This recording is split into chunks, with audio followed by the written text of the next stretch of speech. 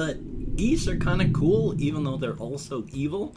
I mean, I know they attack people and such like that because they've just got this whole attitude of, so looking over all this carnage before me, all I see is someone who has no idea how to perform standard Millie comment. You are a fool. Get out of this arena.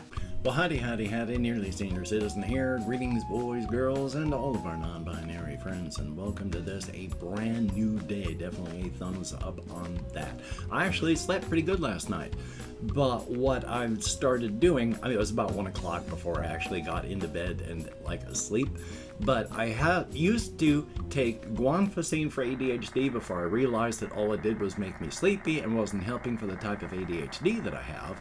Now, because of my blood pressure going up a bit, still because of Strattera, I take half a guanfacine in the morning, half a guanfacine in the evening.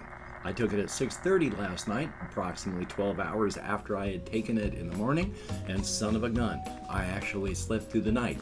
I had 3 fans on in my bedroom, one in the window, one at the foot of my bed, and one next to me to make sure that the air was flowing.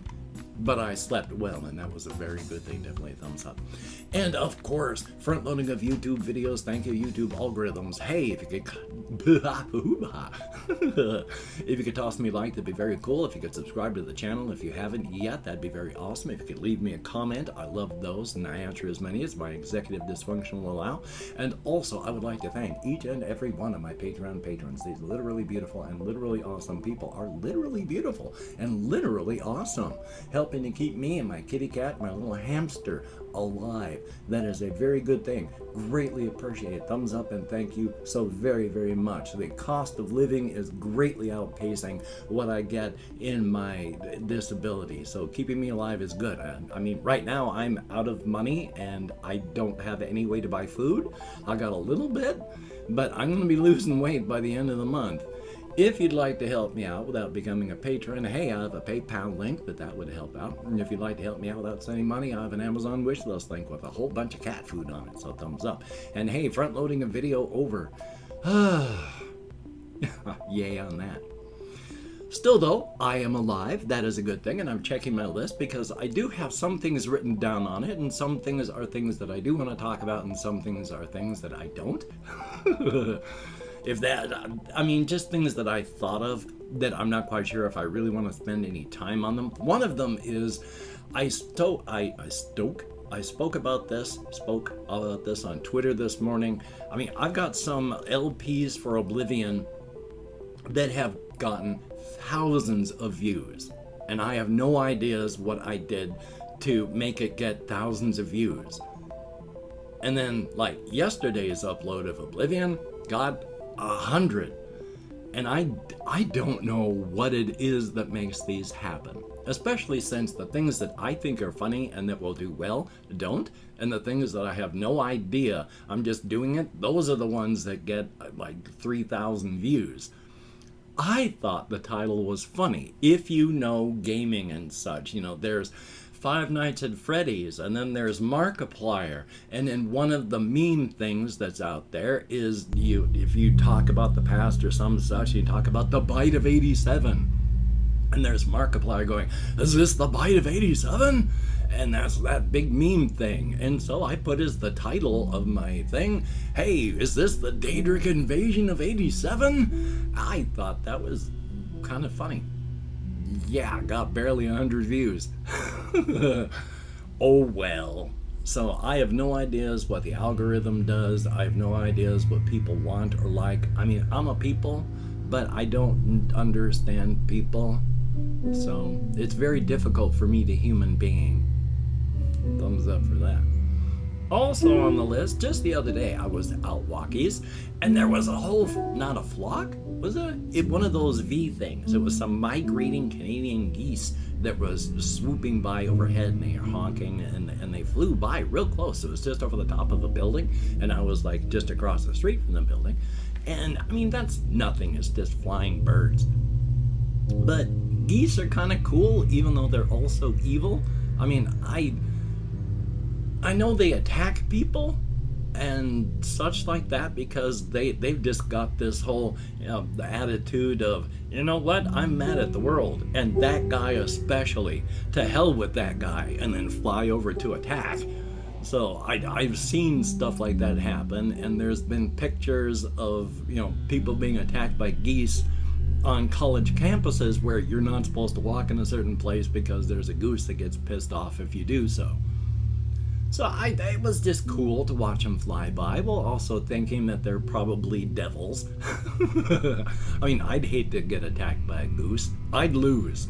The goose would kick my ass from here till next Wednesday. I mean, at least I know that, and I'm not one of those people that could go, yeah, I could take on an ostrich. Oh, no, you can't take on stuff like that. They will murder you. So, and then let's see if there's anything else that I've got on my list here for stuff that just happened during the day to me.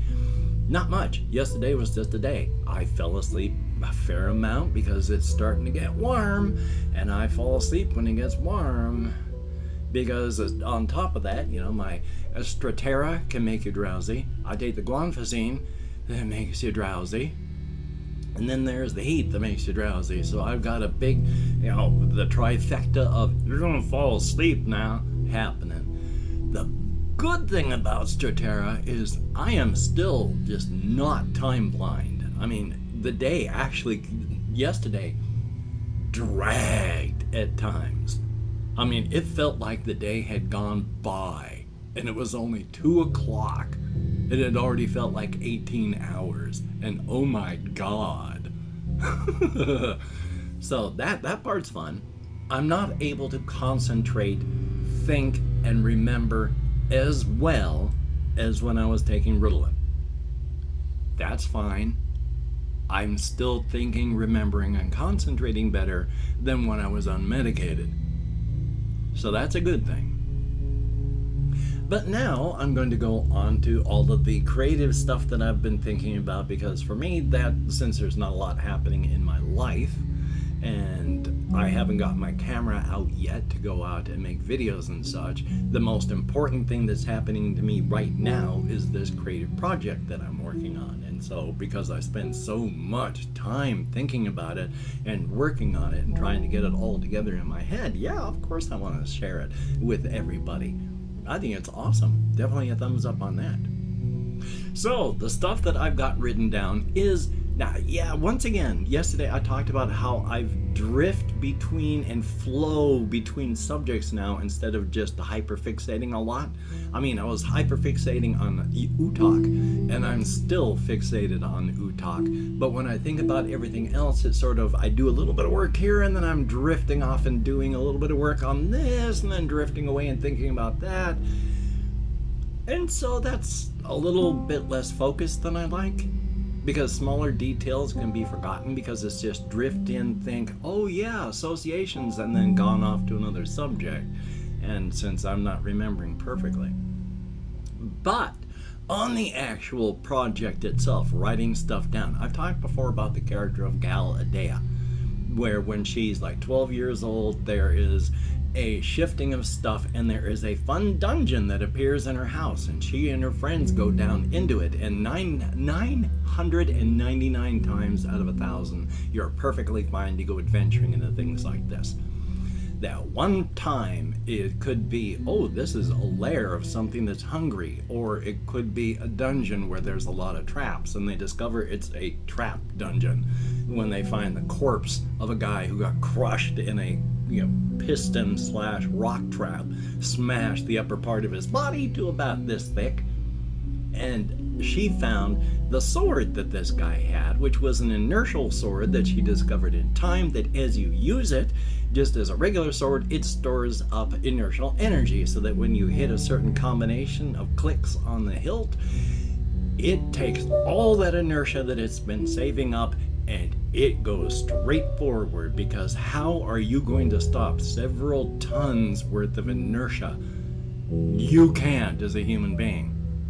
And when this thing comes across the foe with all that pent up inertia, because you swing it, get it going, and then pop that thing on, and whoa, and when it hits, all that inertia hits you at that time. It's like being smacked into by a 18-wheeler hauling 2 trailers filled with lead, smacking into you at 200 miles an hour.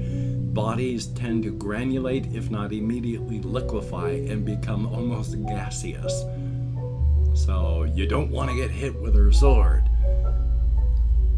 At the same time, there are a lot of critters out there in the world that are tough enough that they can take a blow like that and, if not laugh, at least survive.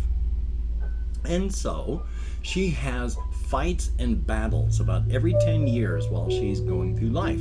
And I figure at about in her mid-40s happens when the year on the razor's edge thing is taking place. And in her mid-40s is when she's out, things aren't feeling right, so she's got her weapon out. Everybody pretty much at this point still carries a ranged hand weapon and a close quarters melee weapon, because you don't know if anything bad's going to happen. But one of the things that is culturally shifting in places where there are a lot of people, a lot of intelligence, a lot of tech, things are stabilized, so things are less dangerous, so a lot more people are starting to not go with weapons in an urban area. That is one of those areas where Galadea is, but she's got that feeling, so she's got her ranged hand weapon out as well as her close quarters weapon, and is just following her feelings until, when she's going, okay, something's going to happen now. That's when the thing, big old lizard type, comes around the corner and is ready to start chowing on all the people that are just lounging in chairs and such, drinking their drinks and enjoying the day. This is her 3rd or 4th battle. The first time, almost luck that she survived. The second time, sheer random luck that she was surprised, happened to click on the inertial part, the beast ran into the sword. That's the same as if the sword hit you and it just sprayed in liquid form down the alleyway it had come. She's been training for 30 years now. She takes that thing apart and feels horrible about it, because it isn't until she smacks it hard with the blade and it crushes all of the bones in its upper body and it starts screaming in agony, and she has to quickly put it out of its misery because she just wants to protect people. She's not trying to torture anything. But with her skill and her weapon, that's what she does. And when she finally realizes it, it's like, oh no, no, no, no. And so that is the story that happens with her on that day. She lives until her mid-80s, and she's in her mid-80s when another beast and fight too much. She's too slow. She's lost too much muscle mass. She kills the beast, but she dies too.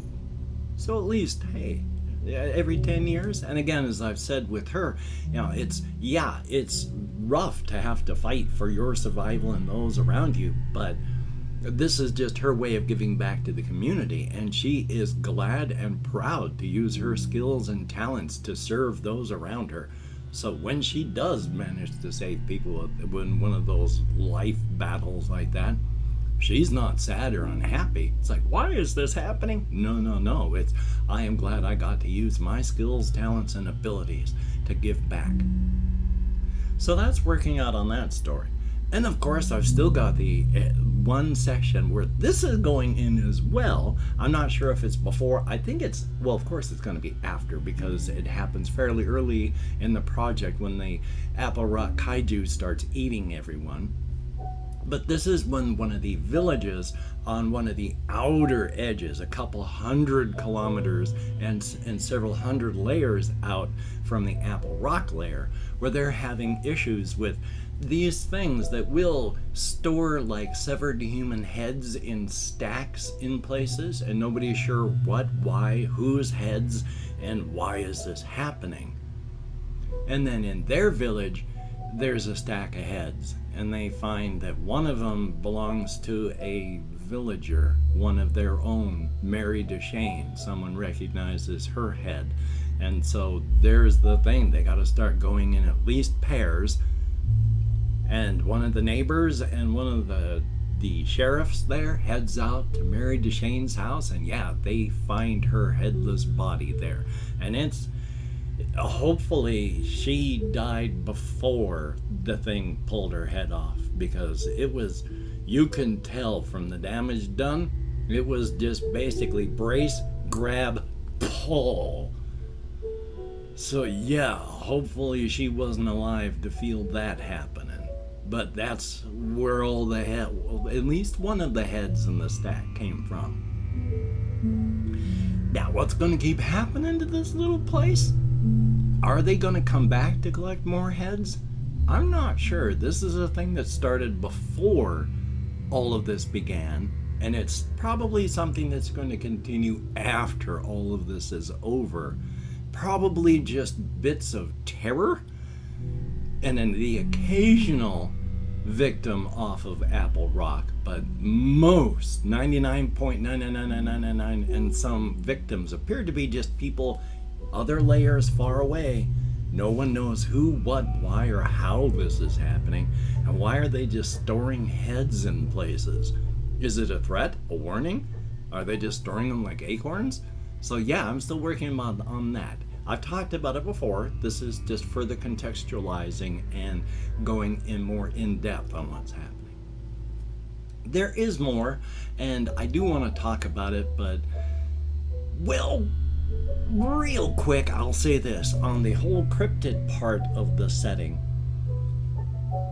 I talk a lot about the people that have their extra universal genes expressed because of the cryptid energy, and so become cryptids. Like there is James Bakir, who starts off as Jimmy Lane Baker and changes, and then there is Raylene, the crow witch, who harvests femurs out in her forests, and then there's Malik, this poor thing that I call it a poor thing, that even though it has become part of an urban legend of the Genki, it still feeds on human beings 3 times a year, and it wishes it could go mad. It wishes it could die to escape this, but it can't.